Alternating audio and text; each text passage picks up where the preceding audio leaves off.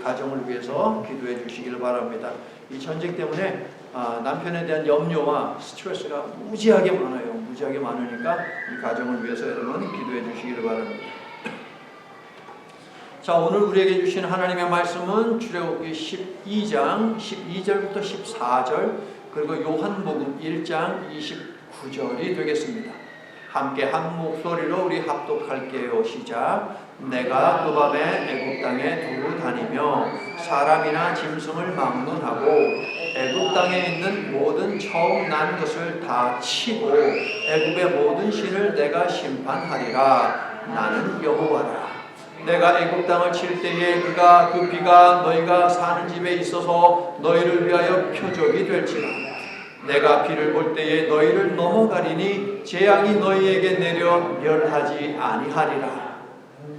너희는 이 날을 기념하여 여호와의 절기를 삼아 영원한 규례로 대대로 지킬지니라. 이튿날 요한이 예수께서 자기에게 나아오심을 보고 이르되 보라, 세상 죄를 지고 가는 하나님의 어린 양이로다. 아멘. 무려 25년이라는 세월이 걸렸습니다. 하나님이 분명 자손의 축복을 약속하셨는데 아들 하나 얻는데 25년이라는 세월이 걸려요. 그것도 나이가 많이 들어서 더 이상 아기를 가질 수 없는 늙은 나이가 되었을 때에 하나님께서는 약속을 지키셨습니다. 무려 25년입니다. 그러니까 인간의 노력이나 능력이 아닌 하나님의 은혜가 아들을 낳게 했다라는 것이죠. 그런데요, 한 15년 정도 지났을까요? 아니면 25년 정도 지났을까요? 아니면 35년 정도 지났을까요?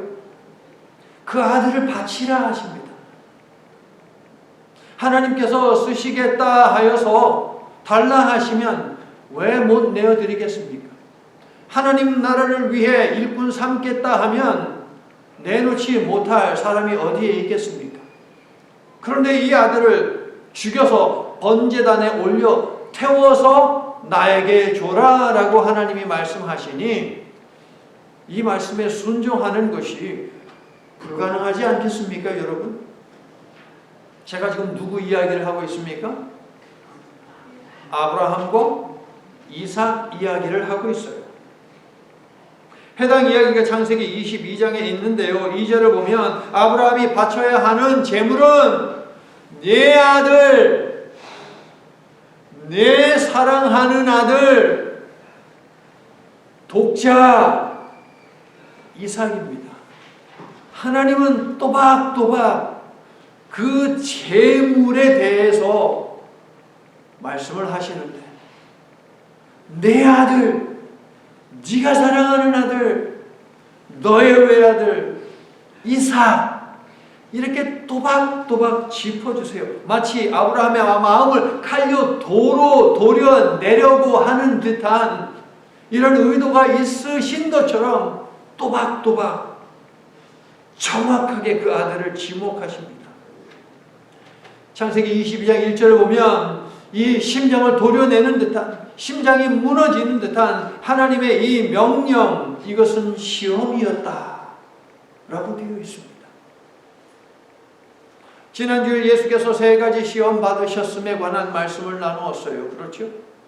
그런데요, 사탄이 예수님을 시험한 이 3가지는요, 하나님을 향한 도전이고 하나님을 향한 시험이기도 합니다.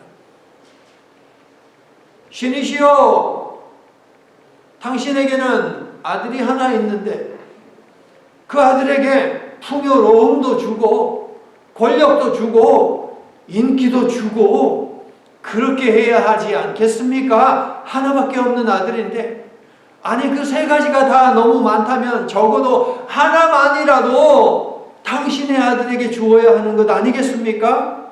라는 이러한 사탄의 도전과 시험이요. 기어이 저 아들에게 아무것도 주지 않고 십자가라는 제단에 올려서 죽여야만 직성이 풀리겠습니까? 라고 사탄이 하나님 아버지께 도전하는 시험들. 2026년의 종려 주일입니다. 고난주간이 시작되었습니다. 2026년의 고난 주간 그리고 이 종려 주일에는 이 십자가 죽음의 잔을 좀 치워주세요. 아버지 도대체 왜 나를 버리신 것입니까? 라고 절규하셨던 예수님의 부르짖음 속에 번제로 드릴 양은 어디에 있습니까? 하고 묻는 이삭의 두려움이 메아리 치고 있습니다. 이삭의 질문에 대한 아브라함의 대답은 유명한 신앙 고백이 되어 성경에 기록이 되어 있지요. 아버지, 번제할 어린 양은 어디에 있는데요? 라고 하니까 아브라함이 하는 말이 번제할 어린 양은 하나님께서 자기를 위하여 준비하신다. 아브라함의 고백대로 되었습니까? 하나님이 준비하셨습니까? 네, 하나님께서 준비하셨습니다. 그것도 번제단에 자식을 올리기 위해서, 이삭을 올리기 위해서 칼을 들어 이삭을 내려치려고 하는 그 순간 너무나 급하신 나머지 아브라함아 진짜 내려치거든요. 진짜 죽이려고 하거든요. 놀래서 야, 그 칼을 멈춰라 라고 말씀하시죠. 그리고 하나님은 자신이 준비한 양을 공급하시어 약속의 아들 이삭을 죽음에서 구원하여 살리십니다. 아브라함은 예비하시고 공급하시는 하나님의 이름을 이렇게 찬양하지요. 여호와 뭐요? 이레. 여호와 이레. 하나님의 성호, 이 유명한 하나님의 성호가 바로 여기서 나오는 거예요. 여호와 이레. 자, 여호와 시리즈 우리가 쭉 했잖아요. 여호와 하나님의 성호 우리가 쭉 시리즈로 말씀 나눴어요. 여호와 이레도 여러분의 믿음 보따리에 담아두세요. 여호와는 준비하신다 뿐만 아니라 공급하신다. 언제? 결정적인 때에. 믿음을 시험하시는 절정에 달했을 때에, 그때에 우리가 여전히 믿음을 고백하면 그때 하나님께서 우리를 위해서 예비하신 그것을 공급하신다. 자, 이번 사건은요, 시험하기 위한 것인데요, 하나님이 준비하시고 공급하신 어린 양을 받았다라는 것이 결론이지요. 그러므로 하나님이 아브라함을 시험하신 이유는 무엇이냐? 여호와 이레의 믿음으로 하나님이 주고자 하시는 어린 양을 볼 때에 하나님이 예비하신 그것을 공급받게 된다. 이 사실을 알려주기 위해서 하나님이 시험하셨다. 다시, 하나님이 우리를 위해서 예비하시고 공급하실 바로 그것을 받기 위해서는 무엇을 해야 하느냐? 주시는 그 하나님을 바라볼 때에, 하나님이 가리키는 그 지점을 우리가 바라볼 때에 그때의 여호와 이레의 능력과 은혜를 체험하게 된다. 그래서 아브라함을 시험하셨다. 아브라함의 모든 믿음의 후손들을 위해서 하나님은 그것을 기록에 남기셨다. 너희도 여호와 이레의 은혜, 이 능력 체험하기를 원하느냐? 그렇다면 나를 봐라. 나에게 귀를 기울여라. 그리고 내가 너에게 말하는 그 말에 집중하고 가리키는 그것을 바라보아라. 여호와 이레, 예비하시고 공급해 주시는 하나님의 은혜와 능력이 필요하신 분이 계십니까? 저만 있네요. 여러분은 다 만족하고 아무것도 필요가 없나 봐요. 필요하세요? 여호와 이레의 은혜와 능력이 필요하세요? 그대로 되어지기를 축원합니다. 근데 그 사이에 뭐가 하나 있어요. 여호와 이레에 준비하시고 공급하시는 그 하나님의 은혜와 그 능력이 필요하다면 그 사이에 있어야 하는 것이 있어요. 그것을 위해서 기도해야 한다는 거예요. 그러면 그 은혜가 필요하고 그 능력이 필요한데 기도하고 계십니까, 여러분?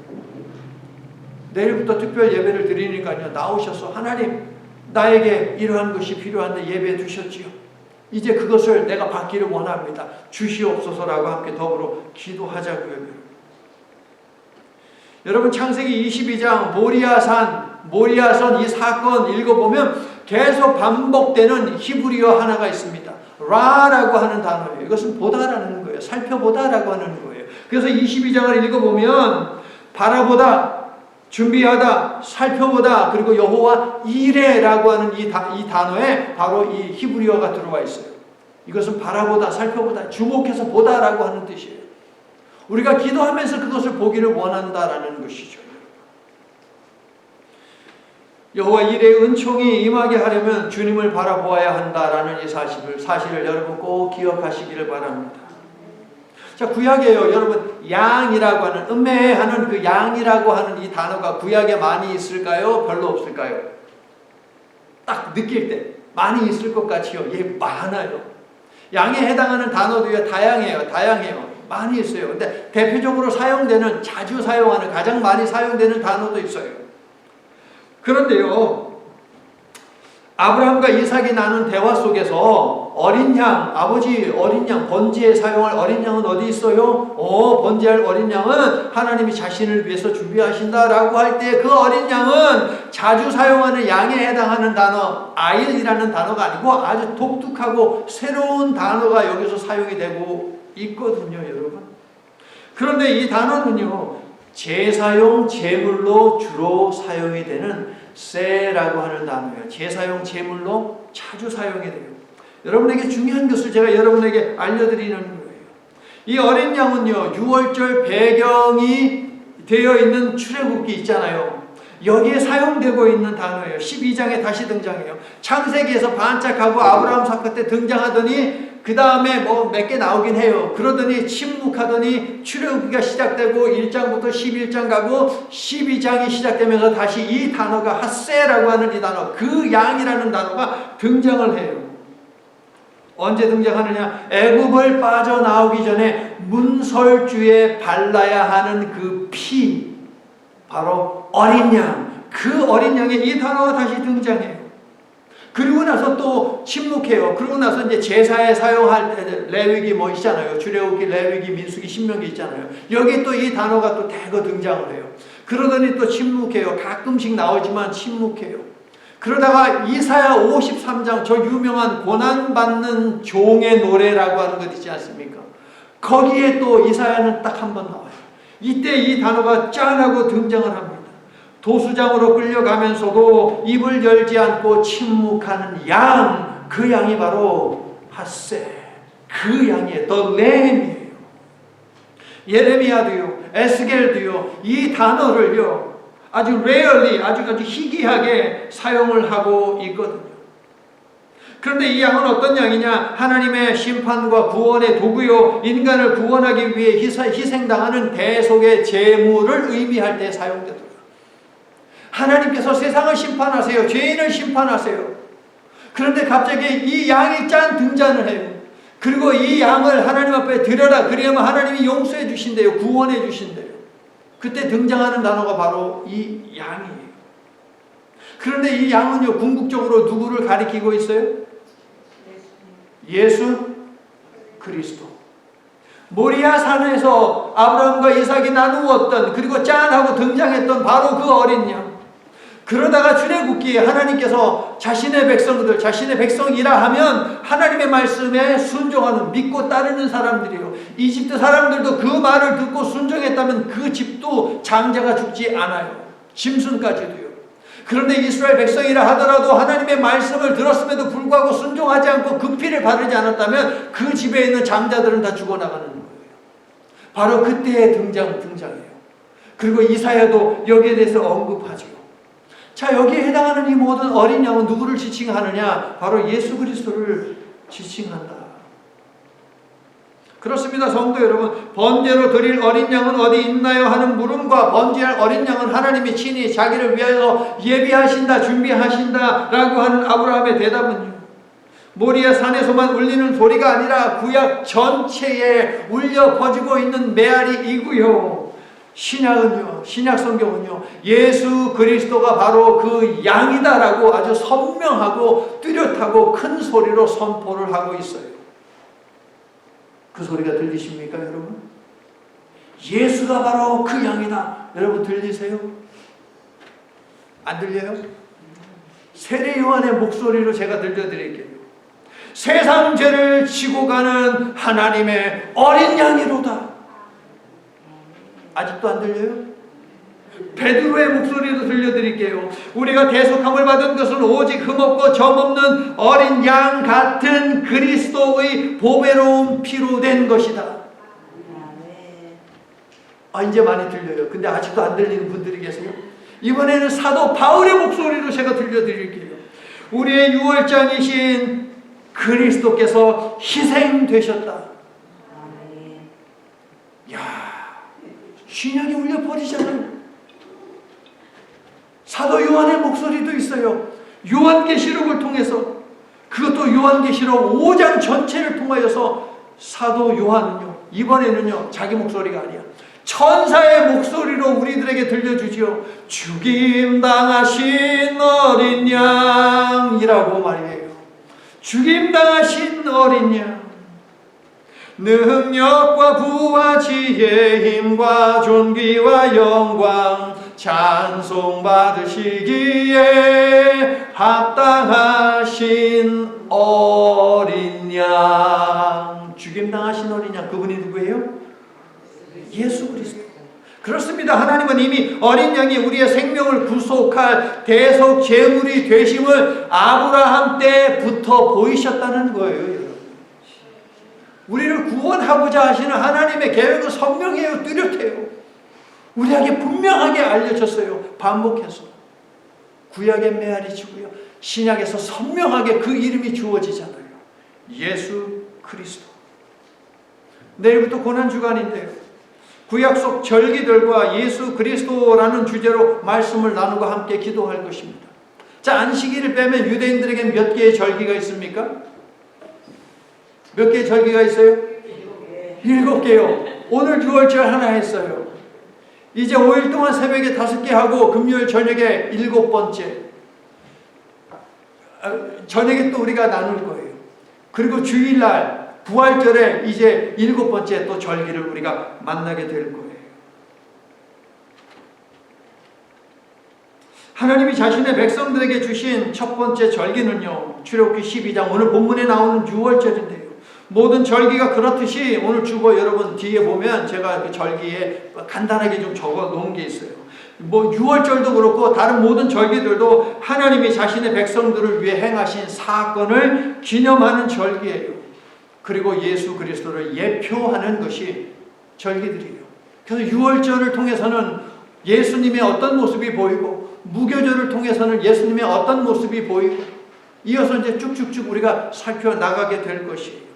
그러니까 절기들을 통해서도 하나님께서는 예수님을, 메시아를 구원자로 보내실 그분을 지속적으로 그분이 무슨 일을 하실지 우리에게 보여주시거든요.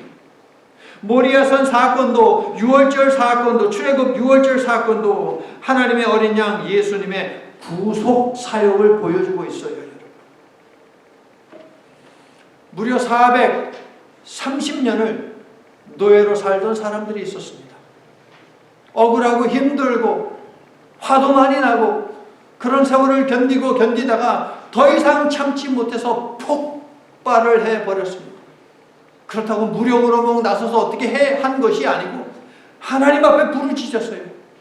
억울합니다. 아픕니다. 답답합니다. 언제까지 도대체 이 고난 억압에 놓여 있어야 하는 것입니까? 라고 하나님 앞에 신음하는 순간이 있었어요.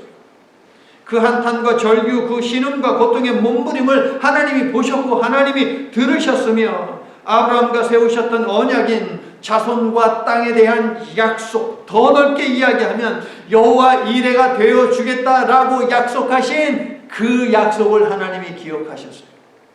자손과 땅에 대한 약속은요, 결국 무엇이냐? 아브라함이 고백했던 여호와 이레, 예비하고 공급해 주시겠다라고 하는 그 약속이에요. 이 약속을 하나님이 성취하기 위해서 이제 나서시죠. 그래서 이삭을 살리셨듯이 약속의 자녀를 구원하기 위해 하나님이 나서시는데요. 자, 피재앙부터 시작을 해가지고 몇 개의 재앙을 이집트에 내리세요? 잘 알고 계세요. 10개. 그런데요, 9개에 해당하는 재앙은요, 하나님께서 예고하시잖아요. 바로에게 이야기하잖아요. 모세가 나오는 순간 그 즉시 재앙이 임했어요. 그런데 마지막 10번째 재앙, 모든 태어난 것들의 첫 번째 것이 다 죽는 10번째 재앙은 달라요. 모세에게 말씀하시고 바로에게 예고한 그 다음에 곧장 이 재앙이 임하지 않아요. 무엇이 있느냐? 6월절에 대한 하나님의 가르침이 있어요. 이 엄청난 큰 차이가 있습니다. 자, 출애굽기 12장 12절을 보면은요, 내가 그 밤에 애굽 땅에 두루 다니며 사람이나 짐승을 막론하고 애굽 땅에 있는 모든 처음 난 것을 다 치고 애굽의 모든 신을 내가 심판하리라 라는 말씀이 있어요. 무슨 이야기예요? 히브리인이 되었든 애굽인이 되었든 심지어 짐승이든 상관없이 생명을 가진 것들 가운데 처음 태어난 모든 생명체는 죽는다라고 하는 심판 재앙을 예고하셨어요. 그런데 여러분 말씀드렸다시피 예고한 다음에 바로 이 재앙이 임하지 않고 유월절을 지키는 방법에 대해서, 그리고 유월절을 왜 지켜야 하는지 그 목적에 대해서 하나님이 설명하시고, 그리고 나서 하나님께서 심판을 하시거든요. 그러면 이 히브리 사람들에게 기다림의 시간은 어떤 시간이었을까요? 설레임과 소망이 더 많은 시간 아니었겠습니까? 이집트 사람들에게는요, 공포의 시간이었을 것이에요. 야, 또 재앙이 임하는구나. 처음 태어난 내 장자, 맏아들 다 죽네? 라는 이런 염려에 빠졌을 거예요. 하나님은 이집트에 노예되었던 이스라엘 민족을 자신의 능력으로 그냥 구원하실 수 있지 않았겠습니까, 여러분? 그렇죠. 그냥 구원해 내시면 되는 것 아니에요. 바로에게 그냥 앞에 내리셨던 그 9가지 재앙을 갖다가 한꺼번에 다시 한번 푹 내리시고 없애면 되잖아요. 장자도 그냥 죽이면 되는 것 아니겠습니까, 여러분? 하나님의 능력으로. 그런데 하나님께서는 10번째 재앙에서는 그렇게 하지 아니하셨어요. 이 구원 사역을 위해 어린 양의 피를 흘리게 하셨다. 여기에 대해서 여러분 질문해 보셨어요? 하나님께서는 왜 10번째 재앙을 내리시면서 왜 무고한 짐승, 그 어린 양, 수많은 어린 양들의 그 피를 흘리게 하셨을까? 그 이유에 대해서 여러분 생각해 보셨어요? 성경을 관통하는 구속사를 놓고 볼 때 약 1400년 후에 있을 십자가 사건을 예표하기 위해서 하나님께서 이것을 계획하시고 실행하시는 것이에요. 구속 사건을 놓고 볼 때에 하나님이 왜 무고한 어린 양을 갖다가, 다 짐승은 하나님의 것 아닙니까? 왜 하나님의 것을 하나님께서는 손해를 보셨을까? 희생을 시키셨을까?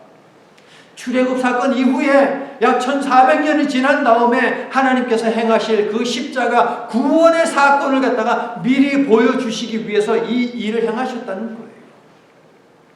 이스라엘인이든 이집트인이든 살 수 있는 한 길이 있으니 어린 양의 피를 문설주에 발라야만 했습니다. 그 외에 다른 방법이 없어요. 말씀드렸다시피 이집트 사람이라 하더라도 어린 양을 죽여서 그 피를 자신의 집 문설주에 바른다면 그 이집트 가정에서는 곡한 소리가 안 날 것이고, 비록 이스라엘 사람이라 하더라도 하나님의 명령에 따르지 않고 어린 양의 피를 문설주에 바르지 않는다면 그 가정에서는 그 밤 곡하는 소리가 넘쳐났을 거예요. 그러므로 그 외에 다른 방법은 없어요. 오직 어린 양의 피를 발라야 합니다. 인간의 선행이 아니에요. 인간의 도덕성이 요구되는 것도 아닙니다.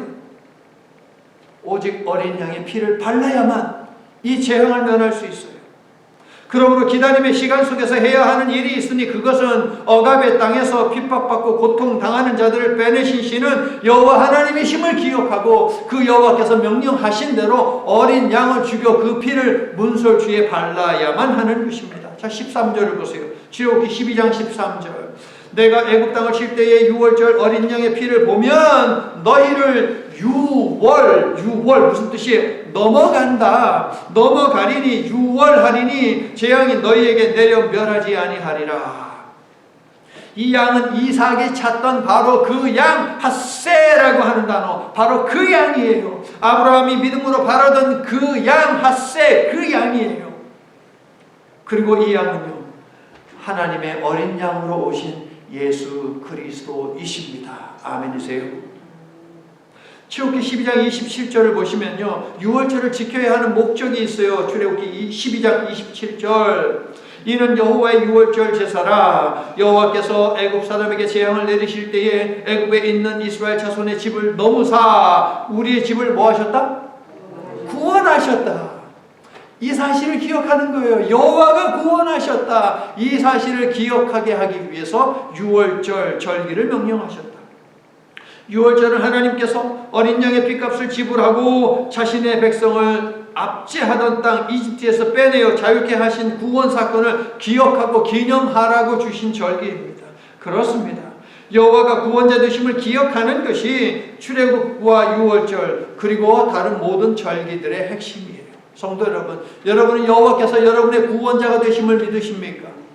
여러분이 삶 속에서 겪고 있는 구원이 필요한, 회복이 필요한 여러 일들 속에 역사하셔서 여러분을 회복시키시고 여러분을 구원하시는 분, 그분이 바로 여호와 하나님이심을 믿으십니까?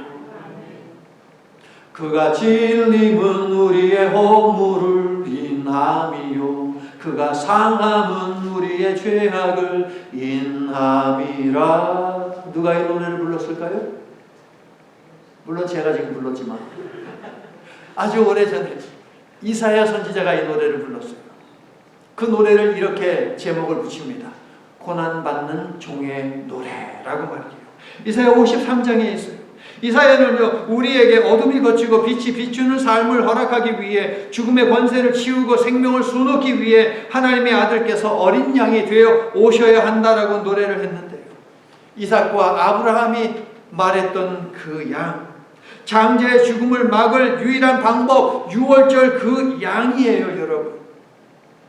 우리는 다 양 같아서 그릇 행하여 각기 제 길로 갔거든 여호와께서 우리의 죄악을 그에게 감당시키셨다 라고 이야기하죠. 그에게 담당시키셨도다. 그 다음에 말씀, 그가 곤욕을 당하여 괴로울 때에도 마치 도수장으로 끌려가는 어린 양과, 여기 핫세가 나오는 거예요. 어린 양과 털 깎는 자 앞에서 잠잠한 양, 마찬가지 핫세 그 양이에요. 양같이 그의 입을 열지 아니하였도다. 이사야는 짚어주는 거예요. 출애굽 그 유월절의 그 양, 아브라함, 이삭 그 두 생명을 살리셨던 바로 그 양, 이분이 바로 앞으로 오실 메시아이신데 그분은 이미 저 아브라함 시대에서부터 드러난 바 되었다. 이 양이 누구라고요? 하나님의 어린 양 예수 그리스도. 믿으시면 아멘 합시다. 이삭과 아브라함이 바라본 어린 양도, 출애굽의 어린 양도, 이사야의 고난받는 종을 의미하는 어린 양도 모두 예수님을 가리키고 있습니다. 하나님은 우리의 멸망을 막으시고 구원하기 위해 독생자 예수님을 속죄의 제물 어린 양으로 십자가로 보내시고 번제단에 올리셨습니다. 아브라함이 이삭을 그 번제단 위에 올리셨던 것처럼 말이에요. 그래서 이삭을 그리스도의 예표라고 우리는 부르는 것인데, 약속의 아들 이삭은 어린 양 덕분에 살았지만 예수님은 십자가 제단에서 죽으셨어요. 왜 죽으셨습니까? 부활하시기 위해. 고난주간의 여정, 사순절의 여정 마침표는 무엇입니까? 부활절이잖아요. 부활이잖아요.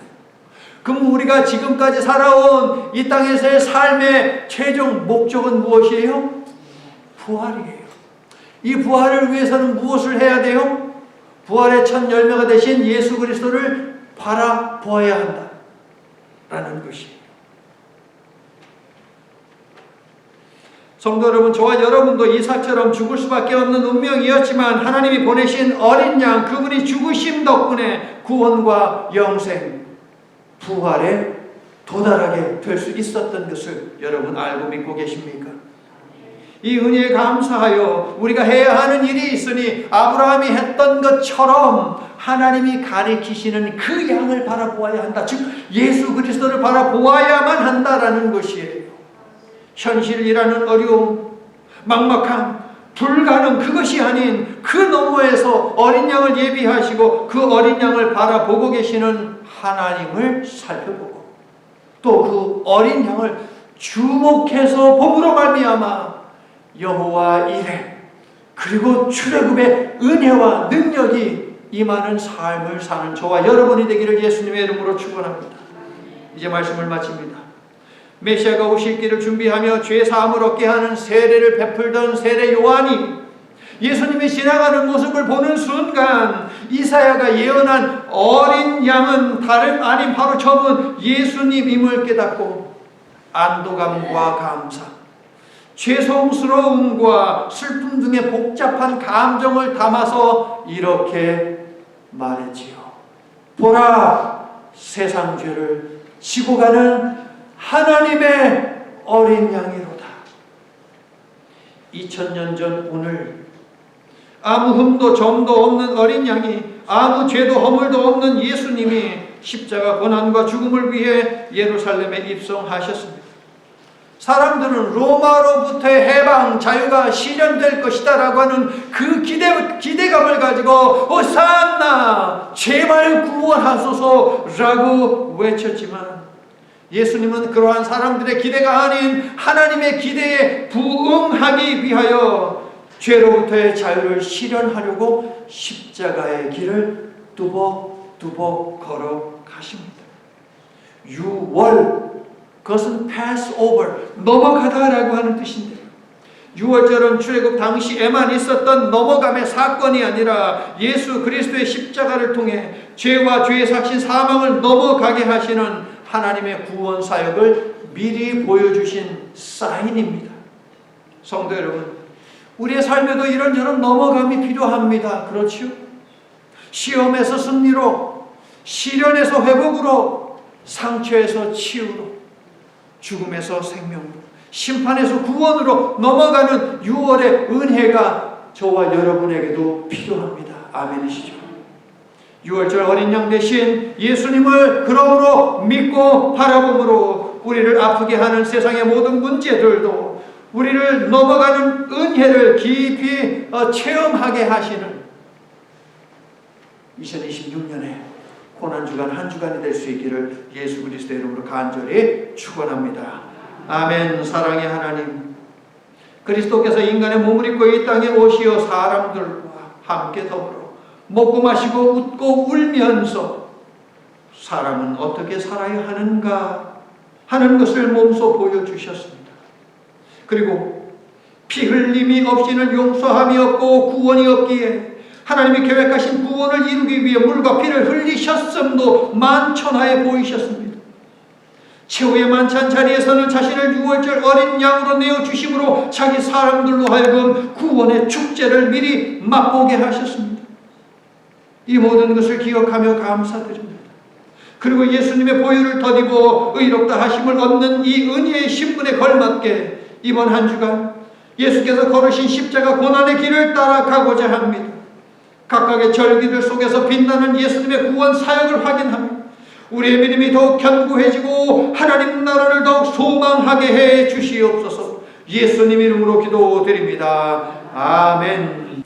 이제는 구약시대부터 보내실 메시아는 어떤 분이며 어떻게 인류를 구원하실지 예고하심으로 우리를 구원하고자 하는 열심을 드러내신 성부 하나님의 한결같은 사랑과 때로는 이삭을 대신하는 양으로, 때로는 출애굽 구원의 6월절 양으로 자신을 드러내시고 마침내 구원 언약을 성취하는 십자가에 오르신 성자 예수님의 측량할 수 없는 은혜와 세상 무엇도 누구도 끊을 수 없는 사랑과 은혜를 베푸신 주님을 바라보므로 삶의 회복과 구원, 영혼의 구원을 이루도록 변함없이 주께로 인도하시는 보혜사 성령님의 교제가 다시 시선을 주님께 고정시키고 허락하신 진교와 선교 현장으로 출발하는 모든 하나님의 자녀들 위해 한 주간 이어질 고난주간 특별 예배들과 모여서 함께 드릴 기도 위에 이제부터 영원토록 함께 해주시옵기를 간절히 축원하옵나이다. 아멘.